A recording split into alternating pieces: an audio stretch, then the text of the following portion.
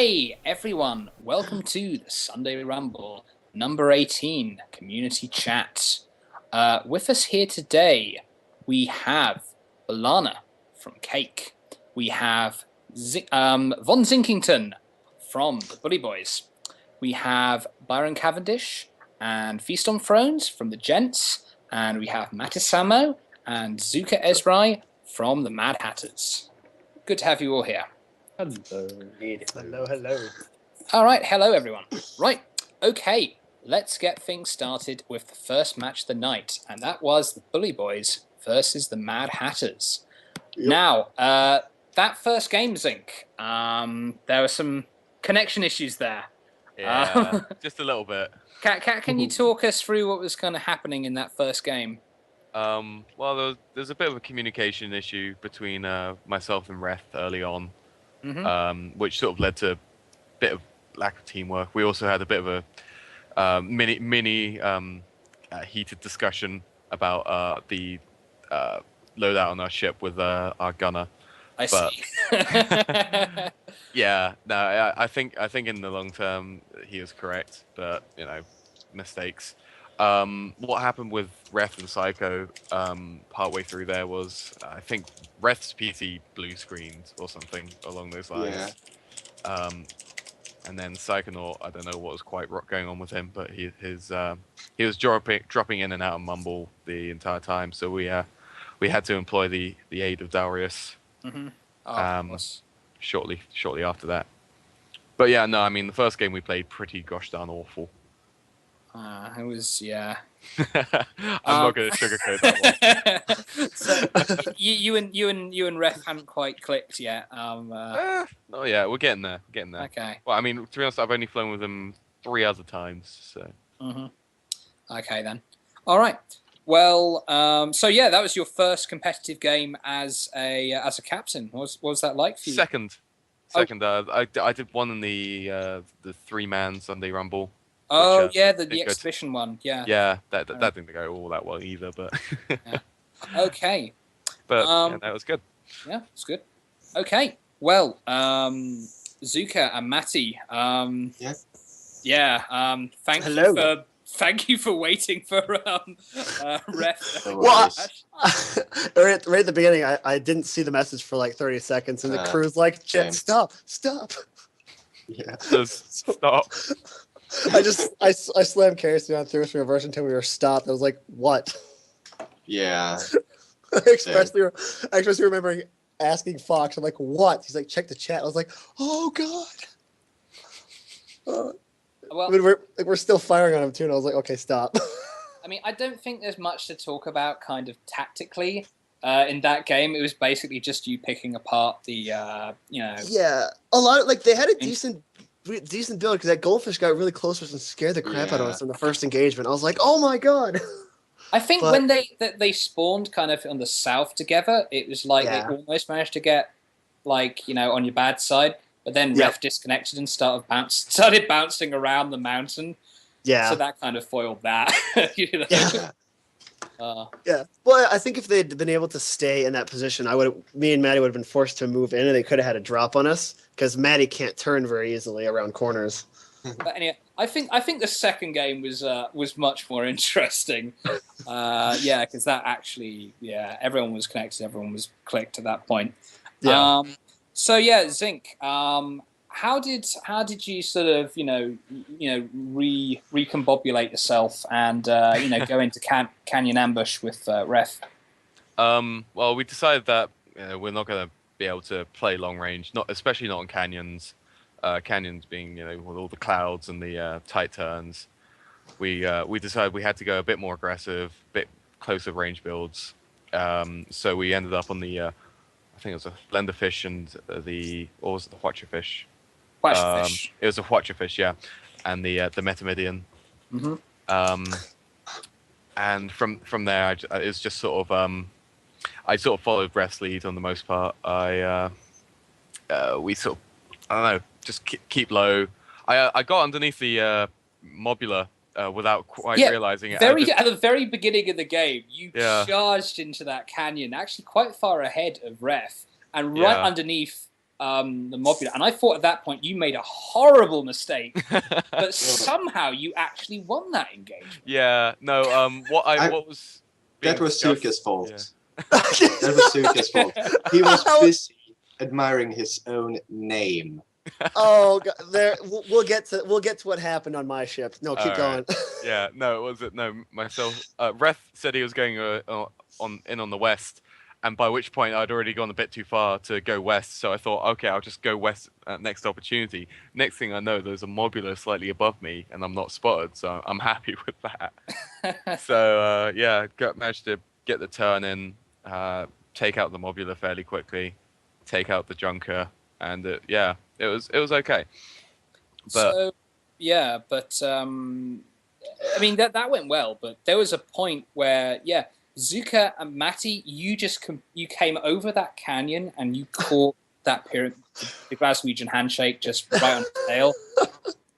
Yeah, that was drums. I give credit to drums there because I love Muse's drums. You can learn so much about the enemy movement by them. Drums OP.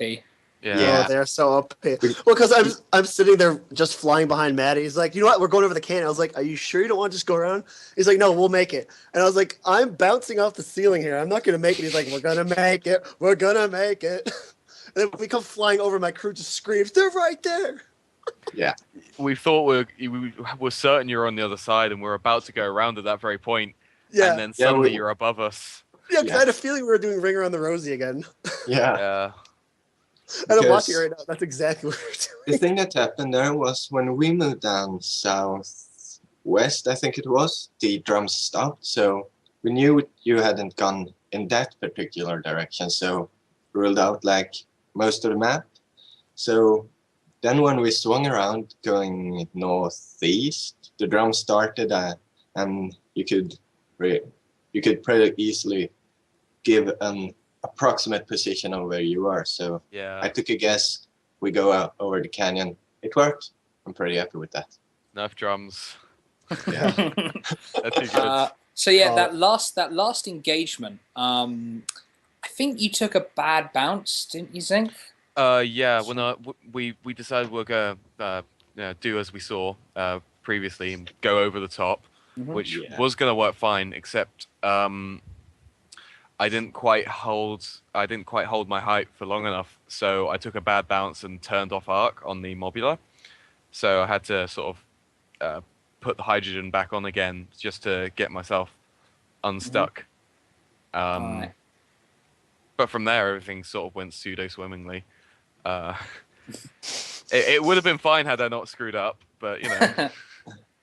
I kind of give some credit there as well to the drums because when we heard the drums starting, I kind of, okay, we just did this, they might do the same, let's rise up and meet them. Yeah. So use drums, kids. Yeah.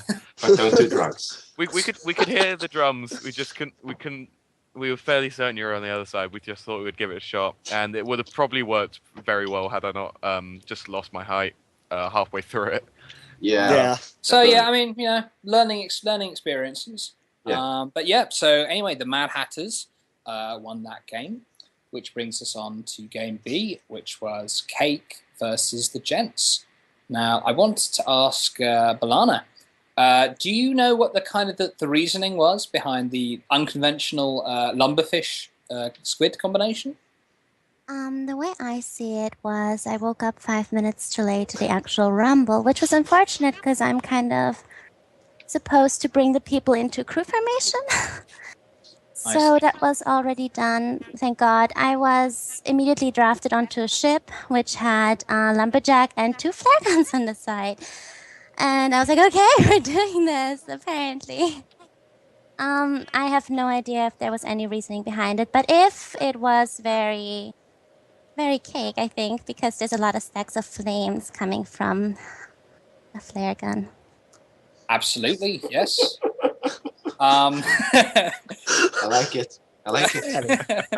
Yeah, we didn't appreciate the fire on the gentleman team. Well, that was very kind of you to say. Such fire. Wow.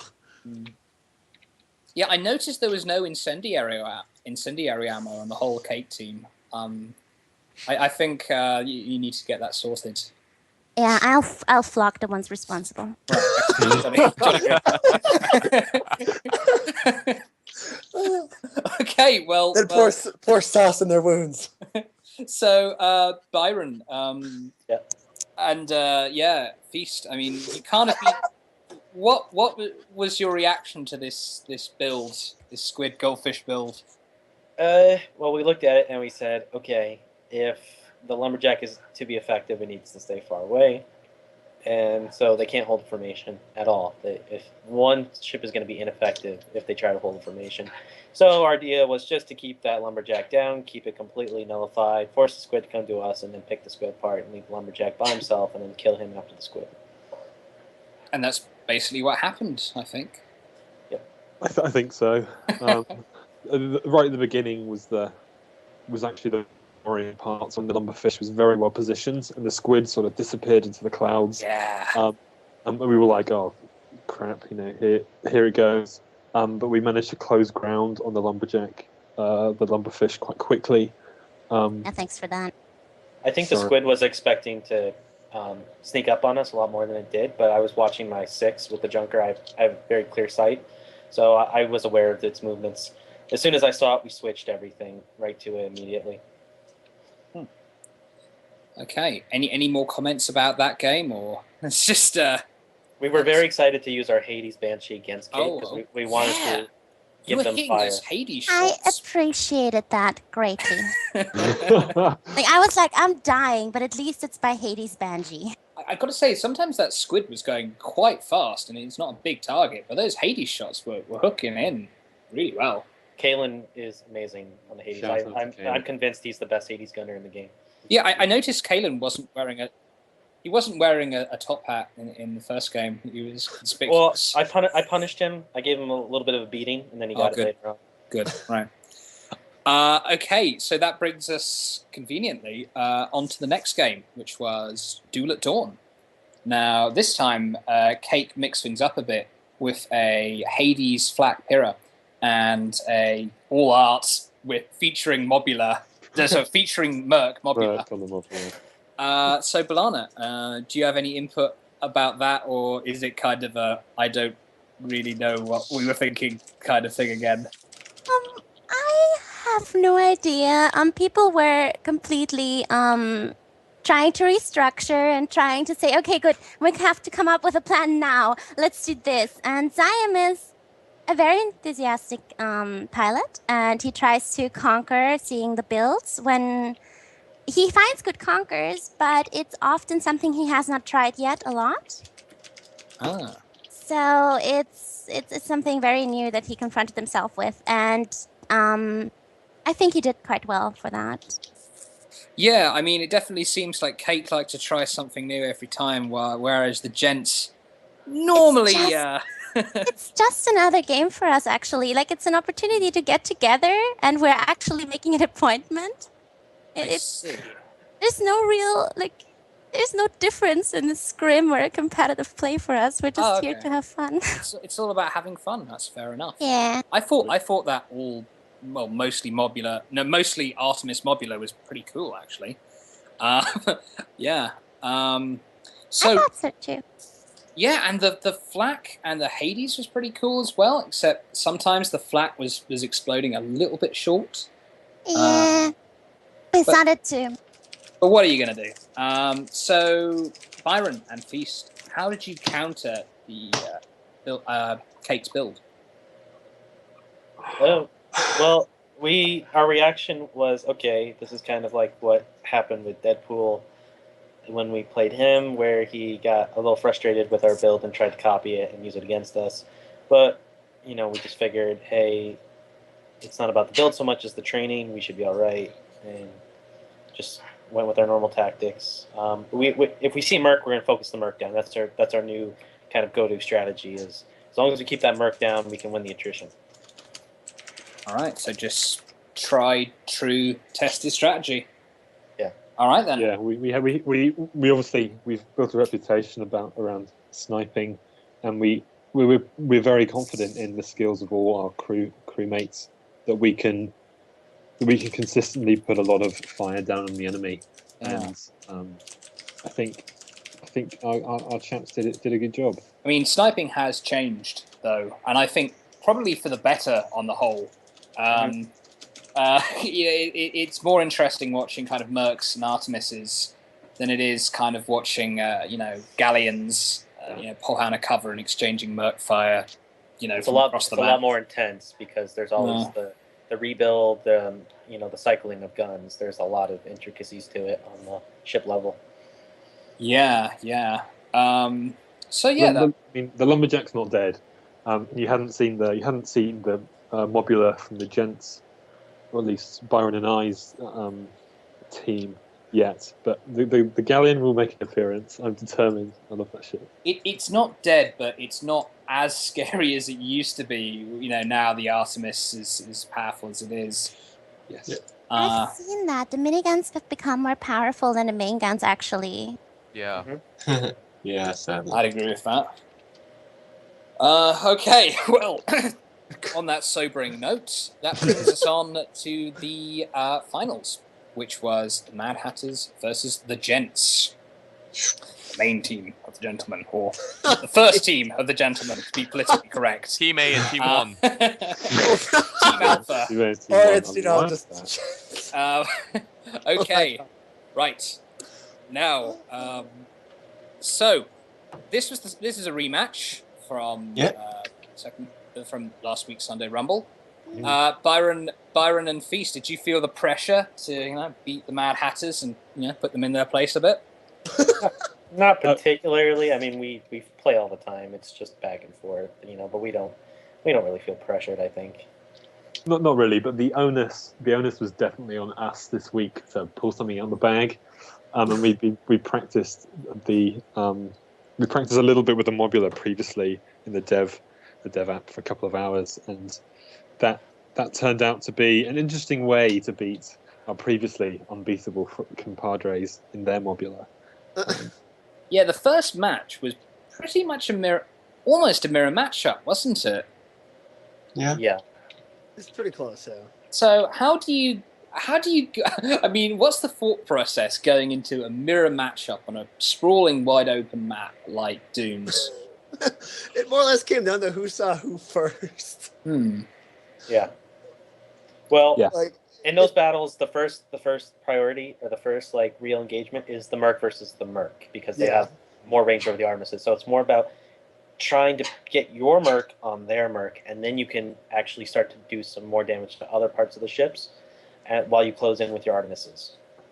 I was focused all the time on the Mobula, just constantly. Yeah. And in the first engagement, it felt like only later was the Junker focusing on me. But that sort of gave us an opportunity to just blitz Matty in the Mobula just down. I was just shouting at the time, get the Mobula down, get that Merc out. Because if without that Mercury, we stand at a considerable advantage over just pure Artemis. That match is literally about who can keep their Merc up. Yeah.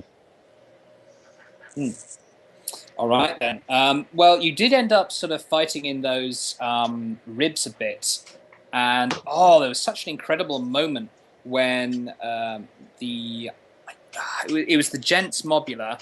When I rammed. You charged in 2-on-1 the Mobula. I was like, oh shit! Byron just went down. I was like, damn, okay, now or never. And the Junker was hurting a little bit, and the Mobula was turning towards me. So I just decided it has to be now, otherwise we're going to have too many guns on us. And I think I managed to destroy your balloon, Zuka, which kept you out of the fight. And then we went in for another ram again on the Mobula. Oh god! Well, you came flying in, just disabled everything on my ship, and I didn't realize for a split second I thought you were Maddie. So I started backing up in the wrong direction to face Maddie, and I'm like, oh god, no, wrong move. And then you actually rammed me to death. Yeah. That was my intention. I would crash to the ground. I'm like, oh god. Yeah, but Feast was only on a sliver of permahull. Sliver of health. That yeah. was it was a big gamble. Well, I mean, it was pretty much almost the only thing you could do. Really, you committed yourself at that point. And I think I made a quick. It wasn't like a mathematical calculation, but I made a tactical one Yeah. that said. well, yeah, exactly. I mean, that's the thing. You can't hesitate. Sometimes in some positions, it's better to just do it without hesitating. In Whatever those it is. situations, you need to immediately gauge whether or not I can make it out of this fight alive, and if you can't, you do as much damage as possible. Exactly. Big risk, but it turned out to be a big reward, which was thankful in the end, I guess. And I mean, nothing special about the finish, I don't think. I mean, it was just you just straight up focused down the mobula and took it out, really. Yeah, more or less. Hmm. Oh god. Yeah. Okay, well, that brings us to our last game of the evening, which was on Canyon Ambush, which Yep. got down to the wire a bit. Yeah. Well, yeah, kind of. Kind of. What are you I mean, talking about? It was 4-4, but we also knew we done a lot of damage to that Pura. Like we knew the tactical advantage was in our hands. Not as We didn't have any damage taken in that engagement. Oh, Yeah. well, we thought you Although had. the junker had we taken thought you damage. had.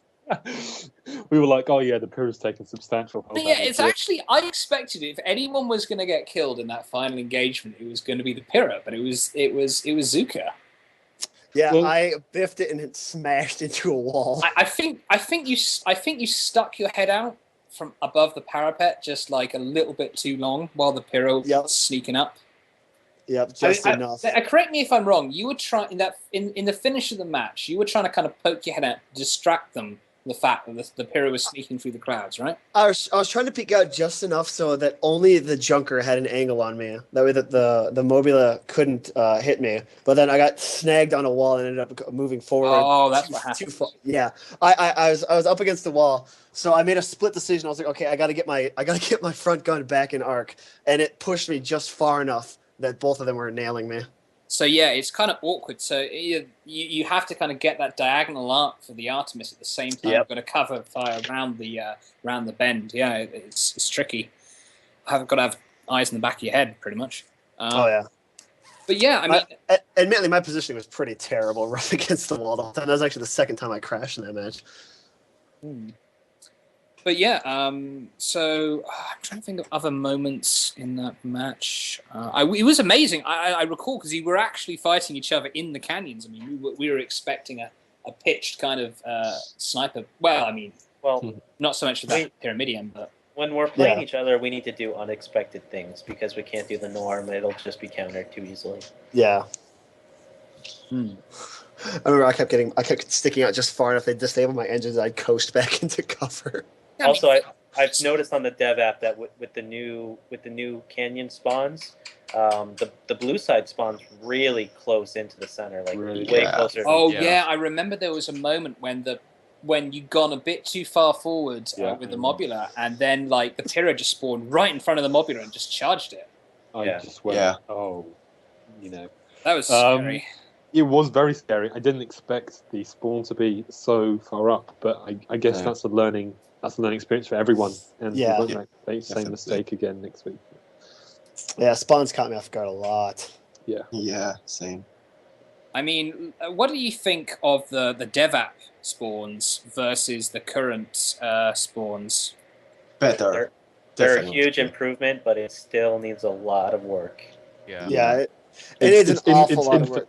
It's infinitely better, but Yeah, it still needs a little bit more fine tuning. It's not. yeah. Yeah. Any thoughts? How do you think that they could perfect it? Never Well- ever release something live without testing it. Yeah, Yeah. Well, said about a lot of things. yeah.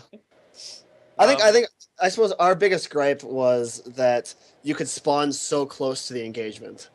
Yeah. Because Yeah. on Battle at Dunes, that's what really did us Yeah. in there. It is they feels were like so close. I mean, it's on us to know that we shouldn't engage in that spot, knowing they can spawn there.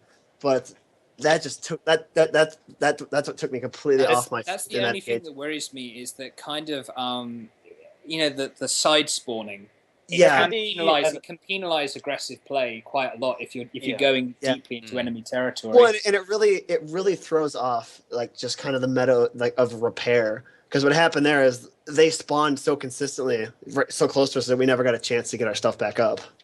There can be an argument made for it being tactical in Yeah. a way, but at the same time, it just turns into a Zerg. Really, it just turns into a big clusterfuck. It's just there's nothing tactical about it once it happens. It's just cheesing each other.